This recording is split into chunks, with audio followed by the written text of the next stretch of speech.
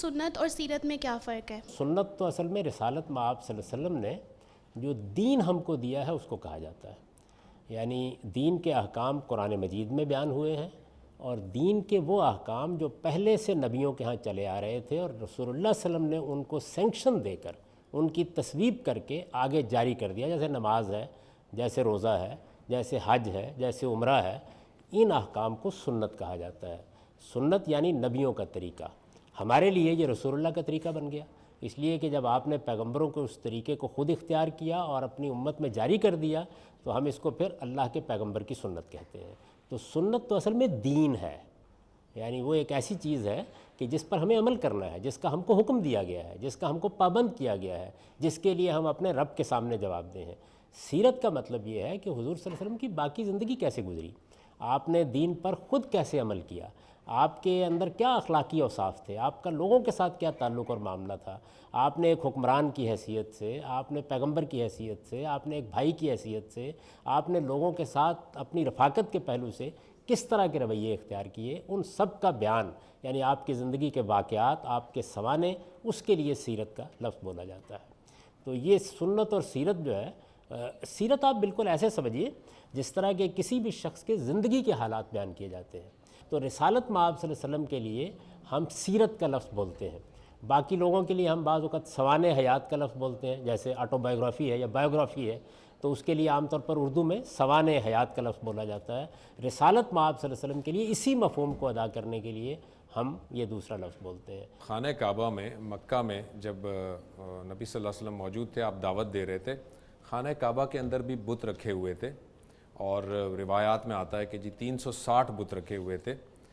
اس وقت بھی جو مسلمان تھے، صحابہ تھے، وہ خانہ کعبہ کا طواف بھی کیا کرتے تھے، عمرہ بھی کیا کرتے تھے. یہ بات نبی اکرم صلی اللہ علیہ وسلم نے کیسے اجازت دی ان کو کہ اس ایک توحید کا جو مرکز ہے جس میں بت رکھے ہوئے ہیں اور اس کے گرد طواف کیا جا رہا ہے، آپ نے نہ وہاں کوئی ایگریشن کی، نہ آپ نے اس کی کوئی جو ہے وہ منع کیا کہ آپ اس طرح سے طواف نہ کریں، اس کی کیا وضاحت کریں گے؟ جب بھی آپ کو کسی چیز کے خلاف کوئی اقدام کرنا ہو تو آپ کے پاس ایک جائز قانونی طاقت ہونی چاہیے. اس کے بغیر آپ اقدام نہیں کر سکتے. اگر اس کے بغیر اقدام کریں گے تو اس سے فساد پیدا ہو جائے گا. تو رسالت مآب صلی اللہ علیہ وسلم نے اپنے اسوہ حسنہ سے ہمیں یہ تعلیم دی کہ جب آپ کے پاس حکومت کی طاقت آ جائے، جو ایک جائز طاقت ہوتی ہے، اختیار آ جائے آپ کے پاس، قانونی اختیار جس کو کہا جاتا ہے، اس کے بعد ہی آپ کسی برائی کا خاتمہ کر سکتے ہیں. جب تک یہ طاقت آپ کے پاس نہیں ہے، آپ کو صرف بات کہنی ہے، دلائل سے بتانی ہے. چنانچہ انہی بتوں کے درمیان میں کھڑے ہو کر آپ نے نمازیں پڑھی، انہی بتوں کے درمیان کھڑے ہو کر آپ نے توحید کی دعوت دی، انہی بتوں کے درمیان کھڑے ہو کے آپ نے لوگوں کو بتایا کہ اس کائنات کا ایک ہی پروردگار ہے، اور یہ بتایا کہ یہ بت کوئی حقیقت نہیں رکھتے. تو آپ زبان سے غلطی کو واضح کریں گے جب تک آپ کے پاس قانونی اختیار نہیں ہے. جب قانونی اختیار ہوگا تو پھر آپ اس چیز کو ختم کر دیں گے. یہ بالکل ایسے ہی ہے کہ جیسے اگر ہمارے پاس قانونی اختیار نہیں ہے تو ہم کسی مجرم کو بھی سزا نہیں دے سکتے. ہمارے سامنے اگر کوئی آدمی چوری کر رہا ہے، بدکاری کا ارتکاب کر رہا ہے، تو ہم اس کو سمجھا سکتے ہیں، ہم اس کو تعلیم دے سکتے ہیں، ہم اس کی تربیت کر سکتے ہیں. لیکن جب تک ہمارے پاس قانونی اتھارٹی نہیں ہے اس وقت تک ہمیں یہ حق نہیں کہ ہم اس کے خلاف کوئی کام کریں.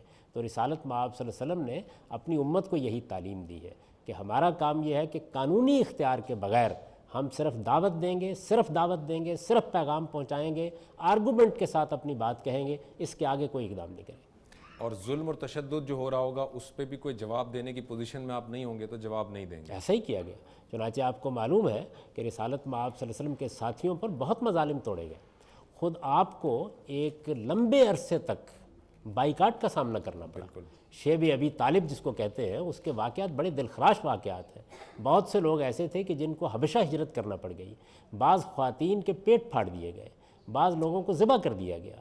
بعض آپ کے ساتھی ایسے تھے جن کو پتھروں پر لٹا دیا گیا اور تپتی ریت پر لٹا کر اذیتیں دی گئیں. لیکن آپ نے ہمیشہ یہی کہا کہ موعدکم الجنہ، میں تمہیں جنت کی بشارت دیتا ہوں. کسی اقدام کے لیے آپ نے کبھی لوگوں کو ترغیب نہیں دی، اس لیے کہ اس وقت آپ کے پاس کوئی قانونی اختیار نہیں تھا. یہ قانونی اختیار جب مدینہ میں حاصل ہو گیا اس کے بعد پھر آپ نے اقدام بھی کیا، اس کے بعد آپ نے جارحیت کا جواب بھی دیا، اس کے بعد اگر لوگ حملہ آور ہوئے تو آپ نے ان کے مقابلے میں جنگ بھی کی.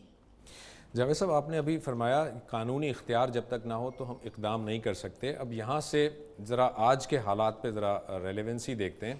ہم یہ دیکھتے ہیں کہ ہمارے جو علماء کرام ہیں ان میں سے بیشتر لوگوں کا یہ کہنا ہے کہ نبی صلی اللہ علیہ وسلم کی دعوت سے ہمیں یہ پتہ چلتا ہے کہ آپ نے دعوت جو دی، آپ نے وہاں جو لوگوں کو پیغام پہنچایا، آپ کا جو ٹارگٹ تھا وہ اس قانونی اختیار کو حاصل کرنا تھا، آپ کا ٹارگٹ ریاست حاصل کرنا تھا تاکہ ریاست کی قوت سے اسلام کا نفاذ کیا جا سکے۔ کیا آپ کا ٹارگٹ ریاست حاصل کرنا تھا یا آپ کا ٹارگٹ صرف تزکیے کے ذریعے سے لوگوں تک بات پہنچانی؟ دیکھیے، یہ بات کہ پیغمبر کس کام کے لیے آتے ہیں اس کے لیے مجھے یا آپ کو کچھ کہنے کی ضرورت نہیں ہے، یہ بات خود قرآن مجید نے واضح کر دی ہے۔ قرآن مجید نے سورہ بقرہ میں یہ بتایا ہے کہ کان الناس امۃ واحدہ فبعث اللہ النبیین مبشرین و منذرین۔ لوگ ایک ہی گروہ تھے، ان کے ہاں کوئی خیالات میں انتشار نہیں تھا، کوئی اختلاف نہیں تھا، یہاں تک کہ اختلافات پیدا ہونا شروع ہوئے اور بنیادی حقائق کے بارے میں لوگ غلطیوں کا شکار ہو گئے۔ تب اللہ تعالیٰ نے پیغمبر بھیجے۔ ان کا کام بتایا کیا تھا؟ مبشرین و منذرین۔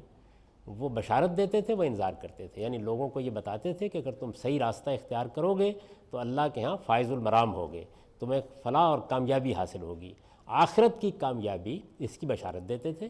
اور ان لوگوں کو جو سرکشی اختیار کرے انذار کرتے تھے، خبردار کرتے تھے۔ پھر آگے کتابوں کے نازل کرنے کا مقصد بھی بتا دیا، وانزل معہم الکتاب، ان کے ساتھ اللہ نے کتابیں نازل کی۔ کس لیے؟